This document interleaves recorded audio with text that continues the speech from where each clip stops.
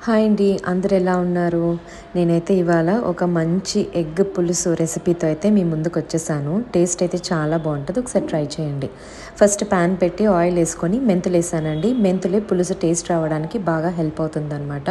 తర్వాత కొంచెం ఆవాలు, జీలకర్ర వేశాను. అవి కాస్త వేగిన తర్వాత చిన్నగా కట్ చేసుకున్న ఆనియన్స్, పచ్చిమిర్చి అవి బాగా బ్రౌనిష్ కలర్ వస్తే టేస్ట్ బావుంటుంది.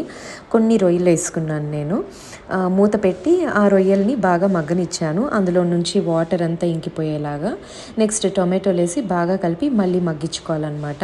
సో టమాటోలు అనేవి మనకి బాగా మగ్గిన తర్వాత మనకి టేస్ట్‌కి తగ్గంత కారం వేసుకొని 2 నిమిషాలు ఉంచి తర్వాత చింతపండు రసం వేసుకొని మూత పెట్టి మరగనివ్వాలండి. తర్వాత మనము ముందుగా బాయిల్ చేసుకున్న ఎగ్ కూడా వేసుకున్నాను. ఘాట్లు పెట్టేసుకుంటే ఇంకా బావుంటదండి. లోపలికంతా కర్రీ వెళ్ళి చూసారు కదా! అలా అనమాట. కలుపుకొని ఇంకా పులుసు చిక్కపడేంత వరకు ఉడికించుకోవడమే అనమాట. మనం తినగలిగేలాగా.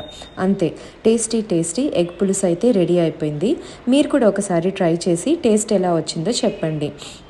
మెంతులు వేయడం మాత్రం మర్చిపోకండి. మెంతులే మన కర్రీకి మంచి టేస్ట్ ఎన్హాన్స్ చేస్తాయన్నమాట. Thanks for watching.